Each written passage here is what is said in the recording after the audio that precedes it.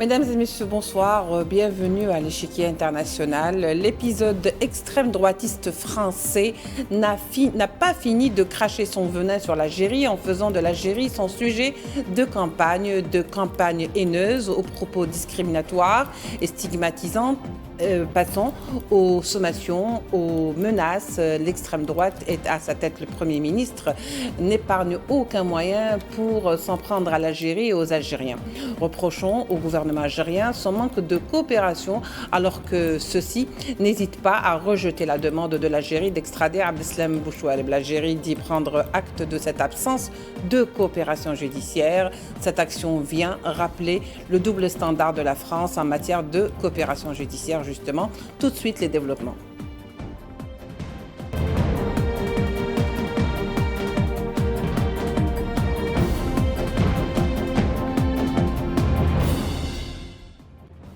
Pour en parler ce soir, nous recevons avec nous Mohamed Hani, député algérien, qui est avec nous en direct. Mohamed Hani, bonsoir. Merci d'avoir accepté notre invitation.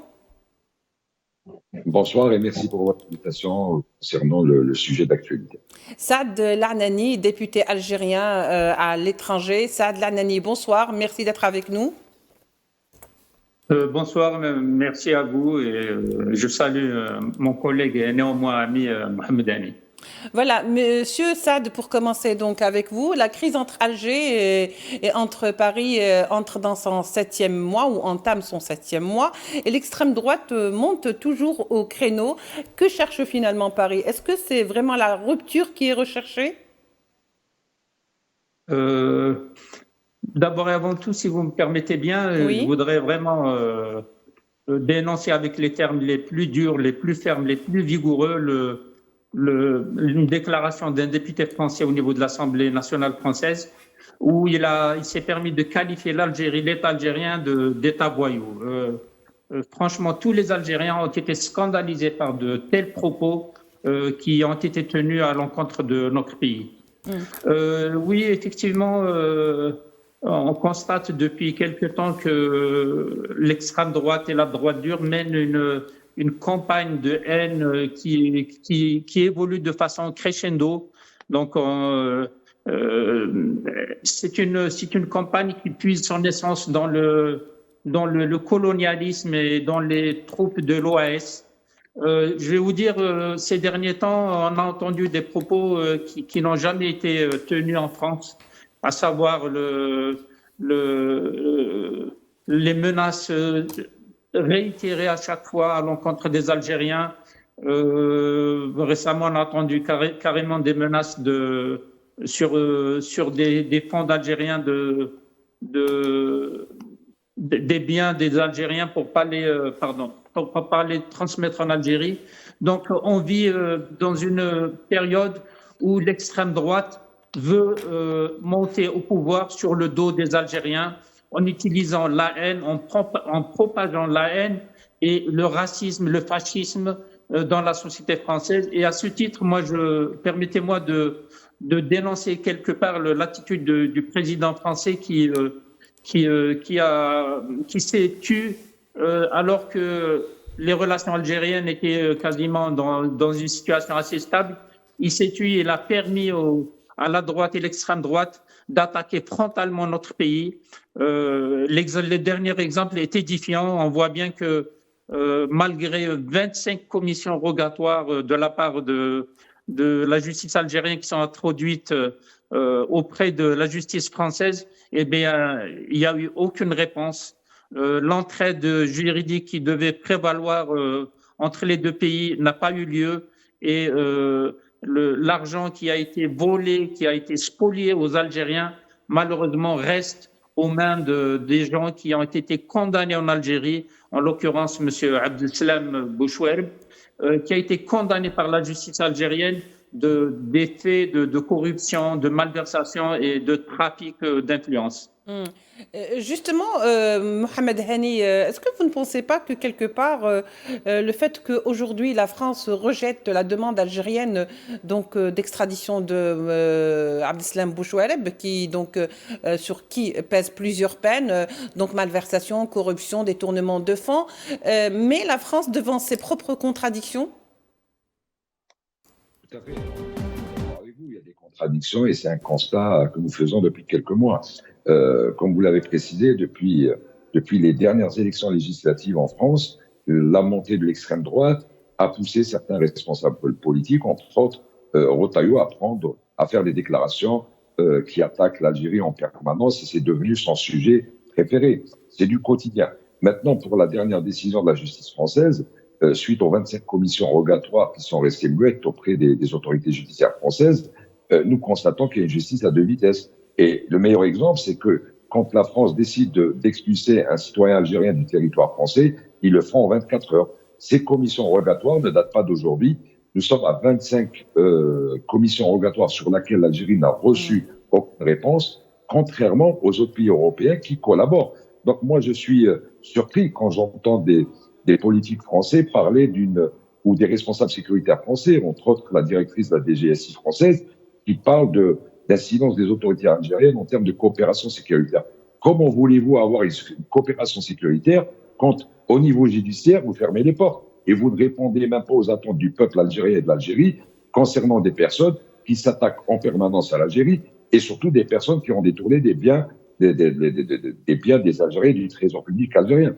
Oui. Donc il est clair qu'aujourd'hui, cette classe politique, et à leur tête, il faut le dire et on doit l'assumer, à leur tête le ministre de l'Intérieur qui souvent oublie ses prérogatives, trouve un sujet qui est l'Algérie pour des fins politiques et en préparation des élections prochaines de son parti, entre autres les Républicains. Justement, à ce propos, un Premier ministre français, Saad Lalani, un Premier ministre français qui donc s'occupe de toutes les tâches, sauf celle d'un Premier ministre, puisque depuis quelque temps, depuis 7 mois plus précisément, il piétine un peu sur le plate-bande, pour ne pas dire qu'il prend toute la place d'un ministre des Affaires étrangères, finalement. Oui, effectivement. D'ailleurs, c'est ce que lui reproche une partie des politiques français, notamment les représentants, les députés de l'ALFI. On voit bien que le ministre de l'Intérieur en France est en même temps le ministre des colonies. Et en ce sens, il essaie régulièrement d'empiéter sur le champ qui est habituellement et naturellement réservé au président de la République. Donc là, il est actuellement en train de gérer et les affaires intérieures de police, et en même temps, il est en train d'imposer ses lois, son point de vue, son idéologie d'extrême droite sur le gouvernement français. Ce qui nous dérange un peu dans l'attitude du gouvernement français, c'est que il y a un certain mutisme. C'est comme s'il y avait un accord tacite. C'est comme s'il y avait un avis presque favorable sur la gestion du ministre de l'Intérieur, qui n'hésite pas à tous les moments, matin, midi et soir, régulièrement, de relancer sa haine contre l'Algérie. L'Algérie ne fait pas ça, ne fait plus ça, etc. Alors que l'Algérie, elle a toujours demandé que les affaires des OQTF, par exemple, passent par les voies diplomatiques établies habituellement entre l'Algérie et la France. Oui, très bien. Justement, Mohamed Hani, est-ce que c'est concevable aujourd'hui, au moment où on parle, que la France, qui est quand même rompue, qui a une longue histoire d'exercice diplomatique, se retrouve aujourd'hui à gérer des questions de routine presque, je dirais, administrative et diplomatique, telles que les OQTF, des histoires de visa? Est-ce que c'est concevable? Pas du tout, surtout avec la conjoncture mondiale. Mais malheureusement, le régime de Paris, et je dis bien le régime de Paris aujourd'hui, se rabaisse à ce niveau-là. Quand on voit un ministre de l'Intérieur, entre autres, Retailleau, qui confond deux adresses, donc en l'occurrence Place Beauvau, pour ceux qui connaissent, et le Quai d'Orsay, bien sûr, tout est permis. Mais maintenant, je pense qu'il y a d'autres enjeux, mais tout ça est fait pour faire oublier un peu ce que subissent les Français, le peuple français, entre autres la crise sociale, la crise économique, et surtout, et ça, il ne faut pas l'oublier, c'est la crise politique que traverse la France. Aujourd'hui, nous avons une Assemblée française qui n'a même pas de majorité, avec des premiers ministres qui sont désignés à chaque fois, mais qui n'ont pas l'unanimité au sein de leur Assemblée, et des négociations qui sont faites avec le Rassemblement national, avec une partie des Républicains, et puis avec une partie aussi de la gauche. Donc aujourd'hui, c'est clair que même les Français le disent, ils reconnaissent pas leur diplomatie, ils reconnaissent pas leur classe politique, et ils sont en train de s'éloigner de plus en plus de ce domaine-là. Donc aujourd'hui, en 2025, qu'un ministre de l'Intérieur se rabaisse et en ne respectant pas les accords signés entre les deux parties, en l'occurrence l'Algérie et la France, enfin, exactement de 2007, et confond aussi les conventions signées et les protocoles de celui de 1974 et 94. Donc on arrive à ce résultat. Pourquoi, selon vous, Saad Lalani, Paris est revenu sur l'accord de 2007 concernant les titres de voyage officiels, en particulier, bien sûr? Est-ce que cette suspension cacherait plutôt une arrière-pensée, selon vous, pernicieuse de Paris? Bien évidemment, parce qu'en réalité, ce gouvernement vit une phase vraiment de très grande faiblesse. Il est incapable de prendre des décisions au niveau international. Au niveau national, il y a des problèmes de chômage. La dette française, elle n'a jamais atteint ce niveau. Donc, ils essaient toujours de cacher ces problèmes en usant des problèmes extérieurs. C'est comme si il leur faut, pour rassembler la société, toujours brandir le danger d'un ennemi extérieur qui menace la France. Et à ce titre-là, ce qui vient d'être annoncé par le gouvernement français est naturellement illégal et ne correspond pas à la nature des relations algéro-françaises. Parce que de tout temps, les relations algéro-françaises ont été apaisées malgré certaines tensions, et de tout temps, elles étaient basées sur la confiance mutuelle, sur les relations diplomatiques, l'intérêt commun des deux pays, la non-ingérence dans les affaires internes de chaque pays, le respect de la souveraineté de chaque pays. De tout temps, ça a été la règle qui procédait pour les deux pays.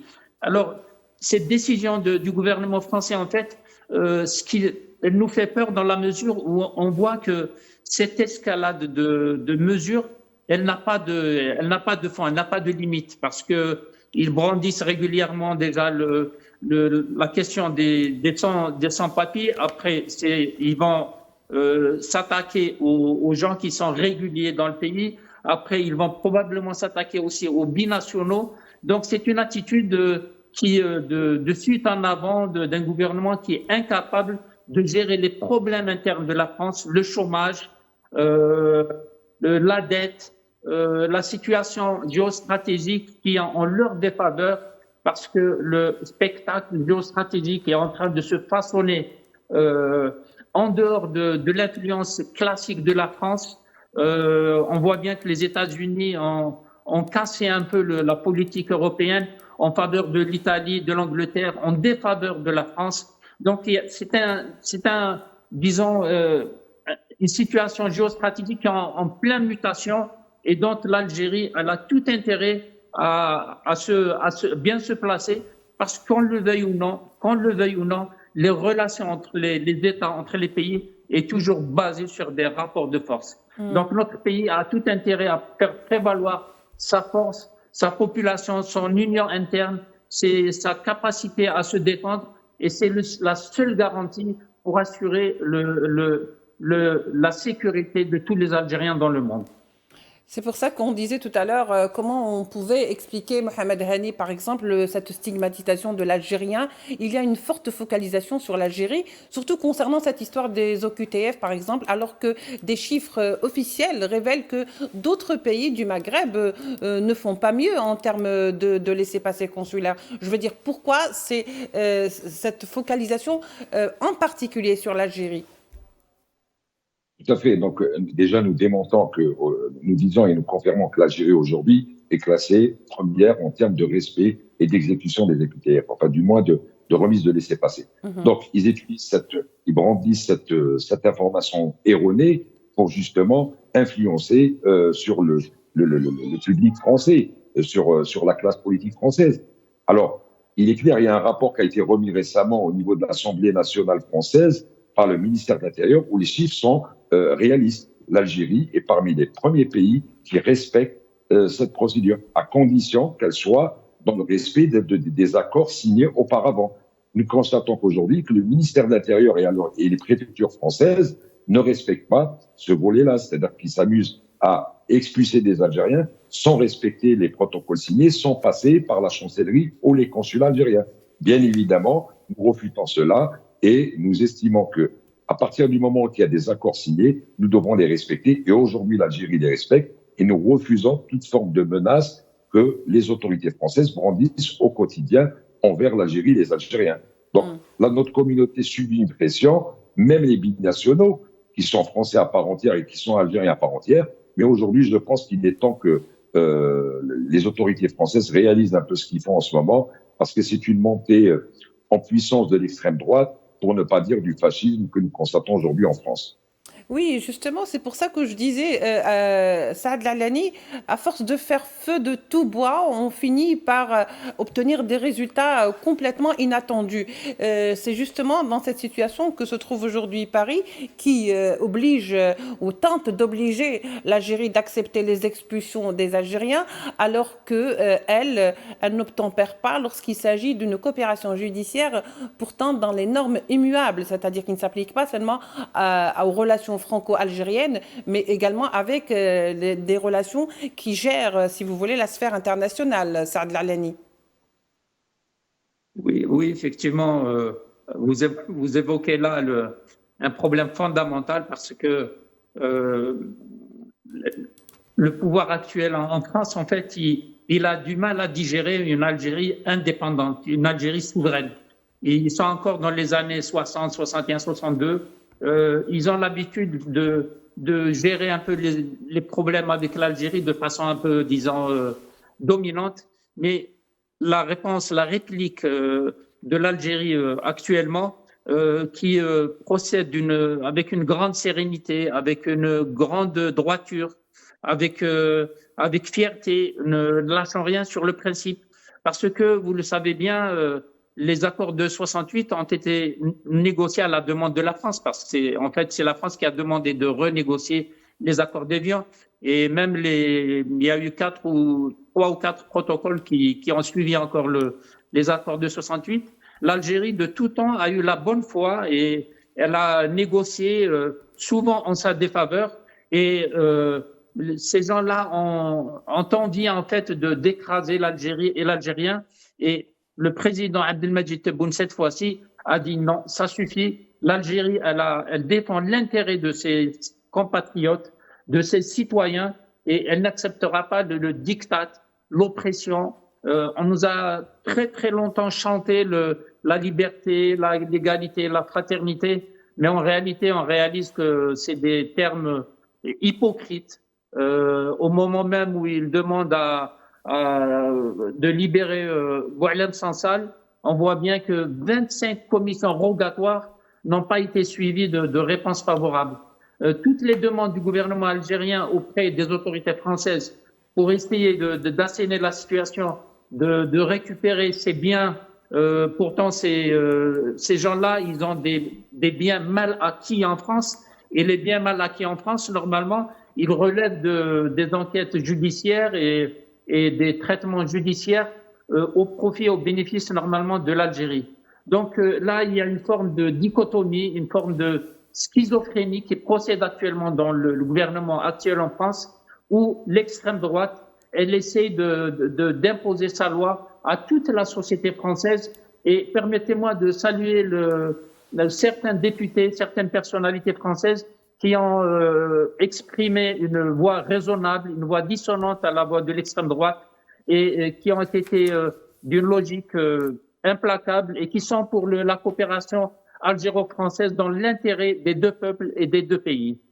Au fait, ils ont pris position, la position la plus normale, celle qui devrait être prise, justement. Mais à force d'entendre des voix dissonantes, on finit par trouver cela exceptionnel, quelque part. Absolument. En fait, ils se sont mis du côté du droit et non pas du côté de l'Algérie. C'est tout simplement ça. Oui. Et ils ont été tellement logiques, ils ont regardé, je pense, l'intérêt de leur pays, parce que le pays, c'était un grand marché pour la France. L'Algérie a longtemps soutenu la France via des accords économiques, commerciaux, etc. Et c'était vraiment une aubaine pour l'économie française. Et malheureusement, cette aide n'a pas été reconnue à sa juste valeur. Et on l'a vu dans le revirement grave de la politique française à l'égard du problème du Sahara occidental, où la France a viré complètement sa politique alors qu'elle devait tenir une position en faveur du droit international et non pas en faveur de l'Algérie. Oui, surtout en tant que pays membre du Conseil de sécurité, ce qui est encore plus impardonnable.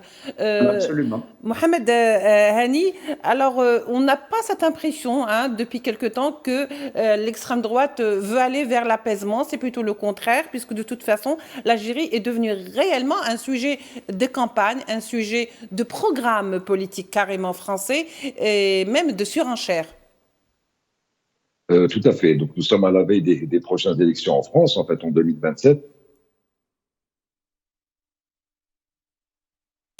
On va retrouver Mohamed Hani dans un peu. Oui, Mohamed Hani est avec nous? Oui, je suis là. Donc, Oui, je disais que nous sommes pas très loin de la date des futures élections présidentielles en France. Donc, les partis politiques se positionnent. Et aujourd'hui, bien évidemment, l'extrême droite travaille dans ce sens. C'est-à-dire que le sujet Algérie, qui est devenu d'actualité en ce moment, est utilisé à chaque approche des élections, que ce soit législatives ou présidentielles. Maintenant, quand on parle des EQTF et des expulsions, nous savons tous que l'Algérie est passée parmi les pays qui exécutent les requêtes françaises à ce sujet-là. Mais ce qu'il faut préciser aux Français, c'est que les consuls algériens ne sont pas rattachés aux préfectures françaises. Il y a des règles. Les consulats, ils sont là pour protéger nos compatriotes, quelle que soit la situation, donc en situation régulière ou irrégulière. Il y a des cas par cas, c'est des cas par cas, les dossiers sont traités cas par cas, contrairement à ce que voulait faire le ministre de l'Intérieur Retailleau. On envoie une liste à Alger, bien évidemment, qui a été refusée par le ministère des Affaires étrangères. Donc, encore une fois, l'extrême droite utilise cette carte de l'immigration et de la sécurité qui nous concerne ni de près ni de loin les Algériens, mais plutôt comme argument des futures élections et des campagnes anticipées à la présidentielle. Donc finalement, l'Algérie est devenue un tremplin pour ceux qui voudraient gravir les échelons sur le plan politique, puisque c'est devenu carrément un sujet de campagne, comme s'il n'existait plus d'autres sujets sur la scène politique française, et Dieu sait que ce n'est pas le cas, Saad Lalani. Oui, absolument. On voit bien que cette extrême droite, en fait, elle essaie d'exploiter le déclin, quelque part le déclin de la France, son déclin économique, culturel, son rayonnement dans le monde. C'est vrai qu'il est en déclin. Elle essaie de profiter de ce déclin, de cette peur, de ces difficultés économiques et sociales pour essayer de les rassembler autour d'un ennemi commun, un ennemi extérieur. Et là, il trouve facilement la cible algérienne en montrant du doigt l'Algérie, alors que l'Algérie n'a rien à voir avec ces difficultés. L'Algérie n'a absolument rien à voir avec les difficultés de la France. Bien au contraire, on a plus de 15 000 médecins qui participent à l'essor de la médecine en France, et ils sont tous des gens complètement compétents, professionnels, même des ingénieurs, des cadres, etc. Il y a beaucoup de gens qui participent. Malheureusement, cette extrême droite, elle a envie de monter au pouvoir sur le dos des Algériens. Et ça, il y a quelque chose d'indécent d'utiliser l'Algérie comme un moyen, un tremplin pour atteindre un objectif au détriment des intérêts des Algériens et en même temps des Français, parce que la France, outre ce déclin et cette absence de l'Afrique, parce qu'elle a été chassée de l'Afrique, elle a beaucoup perdu en Afrique. Elle est en train de perdre énormément en Algérie, et dans le monde actuellement, elle est en train de perdre aussi sur le plan géostratégique. Donc, il n'y a que l'extrême droite pour essayer de cristalliser la peur des Français et de montrer du doigt un ennemi imaginaire qui est l'Algérie, alors que l'Algérie n'a aucunement d'ennemi. Le peuple français n'est pas l'ennemi du peuple algérien, même si ce pouvoir raciste, fasciste qui essaie de s'imposer au détriment des Français fait énormément peur, non seulement aux Algériens, mais aux hommes libres du monde entier. Très bien, Monsieur Lalani. Alors, en une minute, Mohamed Hani, je vous demanderai d'être bref. Vous ne pensez pas finalement que la France devrait être plus prudente dans cette recrudescence avec l'Algérie, surtout, comme disait tout à l'heure Saad Lalani, en cette période de recul pour la France dans certains pays africains, en sous-estimant peut-être l'impact de la position algérienne sur celle africaine? La France a tout intérêt à stabiliser et à rééquilibrer les relations avec l'Algérie. Pour la simple raison, c'est que l'Algérie a retrouvé sa place sur la scène internationale, que ce soit économiquement ou politiquement. Et donc aujourd'hui, il est dans l'intérêt des deux peuples d'avoir une relation bilatérale d'égal à égal et bien évidemment dans l'intérêt des deux nations. Maintenant, le souci qui se pose, c'est que vous avez un président français, donc Macron en l'occurrence, qui n'a aucune maîtrise sur son gouvernement. Quand on voit les agissements du ministre de l'Intérieur qui se prend pour un super ministre et qui s'attaque au quotidien à un partenaire fiable qui s'appelle l'Algérie. L'Algérie a la possibilité de diversifier ses partenaires, ce qui est le cas aujourd'hui, avec des chiffres que toutes les instances internationales reconnaissent. Et malheureusement pour la France, qui est en train de perdre non seulement l'Algérie, mais elle a perdu aussi l'Afrique. Donc je pense qu'il est temps de dire les quatre vérités aux Français, de parler du volet historique, de parler des crimes commis en Algérie et de parler des exactions commises, que ce soit en termes de la période des explosions nucléaires, je dis bien explosions nucléaires, et bien évidemment tout ce que le peuple algérien a subi.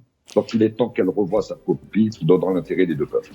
Merci beaucoup, Mohamed Hani. Je rappelle que vous êtes député algérien. Merci à Saad Lalani, qui est député algérien à l'étranger.